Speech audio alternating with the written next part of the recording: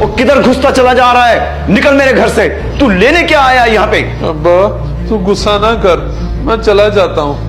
मुझे तेरी याद आ रही थी इसलिए मैं आ गया। तुझे अगर बाप से प्यार होता तो मेरे कहने पे कब का ये लानत छोड़ चुका होता। तू पैसे चाहिए होंगे ना, तभी आया है तू यहाँ पे। नहीं अब्बा, मैं पैसे लेने नहीं आया। मैं अब ये नशा भी नहीं छोड़ सकता, मेरी हालत बहुत खराब है। अब्बा मुझे ऐसे लगता है मैंने अब मर जाना है। तूने मरना है तो कहीं और जाके मर, हमें अजियत ना दे। निकल निकल यहाँ से। अच्छा अब्बा तू गुस्सा ना कर, मैं चला जाता हूँ। अगर अब मैं मर गया ना तो तुझे मैं नहीं मिलूंगा।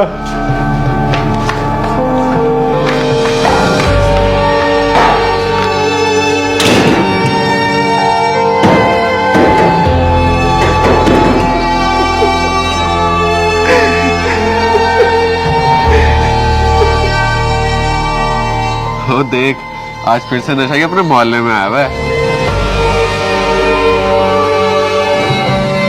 लगता है इसके बाप ने फिर से इसको घर से निकाल दिया है। ऐसी निकम्मी औलाद के साथ ऐसा ही होना चाहिए। अपने बाप की इज्जत मिट्टी में मिला के रख दी इसने।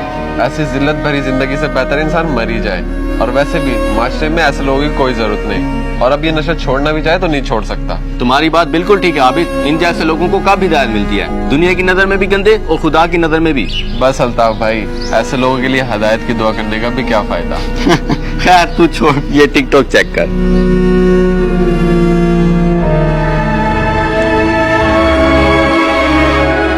सलाम हो गया सोना। तुझे कोई जरूरत नहीं है मुझे सलाम करने की और मेरा हाल पूछने की। माजरत करता हूँ भाईजान, गलती होगी मुझसे। हम भी तो कभी दोस्त हुआ करते थे, इसलिए मैंने सलाम कर लिया। दोस्त हुआ करते थे मगर अब नहीं। मुझे देख, मैं नमाजी बन गया हूँ और तू अपने आप को देख, कितना बदतरीन इंसान बना है। ठीक है भाईजान, बस अल्लाह आपकी इबादत कबूल फरमाए। ओए मुझे तुझ जैसे की दुआओं की जरूरत नहीं है। बस तू एक मेहरबानी कर, अपना मनहूस साया लेके इस मोहल्ले में ना आया कर, हमारे बच्चों पे बुरा असर पड़ता है। जी ठीक है भाई, अब मैं कभी नजर नहीं आऊंगा। बस अल्लाह से दुआ है किसी को इस हाल में ना पहुंचाए जिस हाल में मैं हूँ।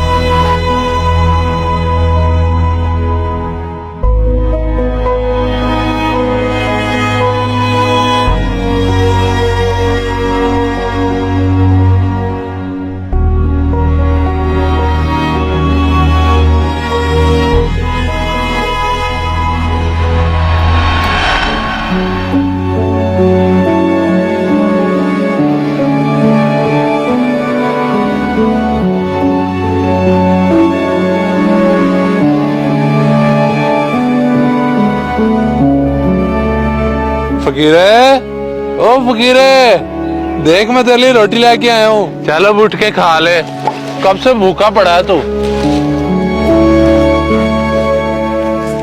ओए शब्बीर, एक बात तो बता, तू आखिर मेरे लिए इतना क्यों करता है, जबकि तेरा मेरा तो कोई रिश्ता भी नहीं है। फकीरे तू भी ना बड़ी अजीब बातें करता है। रिश्ता है तो सही ना हमारा, इंसानियत का।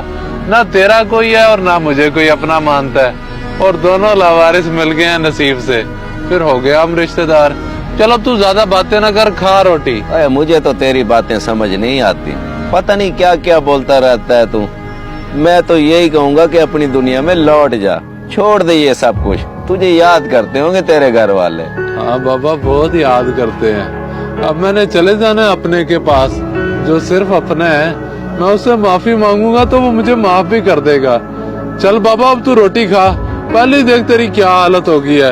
अब मैं चलता हूँ।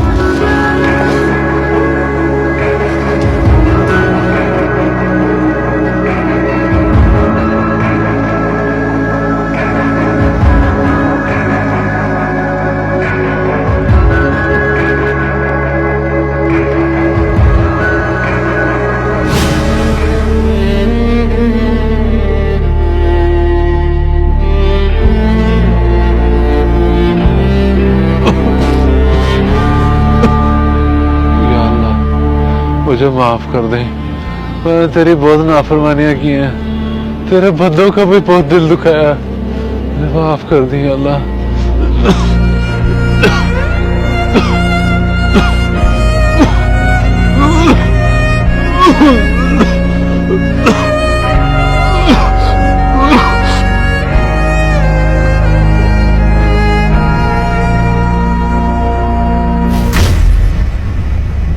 हजरात, एक ज़रूरी अलाम समात फरमाएं। शबीर अहमद व अहमद की अक़दाए इलाही से वफात पा गए हैं, जिनकी नमाज जनाजा मरकज़ी ईदगाह में 2 बजे अदा की जाएगी।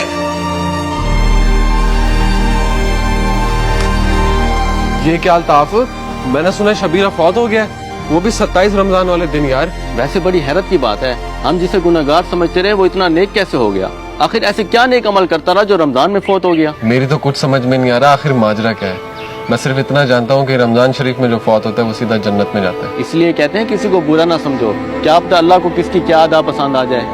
बस जी अल्लाह माफ करे हमें। चल अब उसका जनाजा पढ़ते हैं, क्या पता इसी बहाने हमारी मगफिरत हो जाए।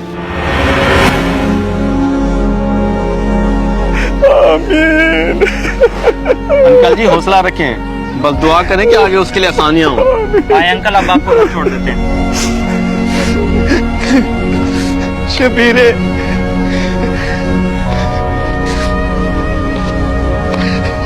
शबीरे, शबीरे, मैंने तो तुझे कहा था कि अपनों के पास लौट जा, लेकिन तू तो दुनिया छोड़ के चला गया है।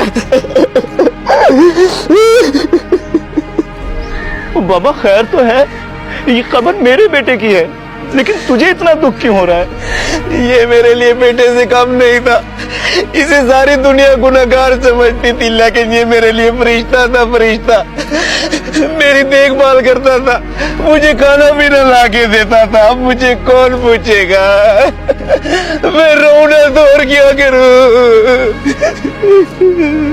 बाल जी हमने इसको पहचानने में देर कर दी, अल्लाह हमें भी माफ कर दे और इसकी गलतियों को भी। अच्छा शबीरे, तू अब अल्लाह के हवाले। कुल्लु नफ्सिन ज़ाइक़ातुल मौत।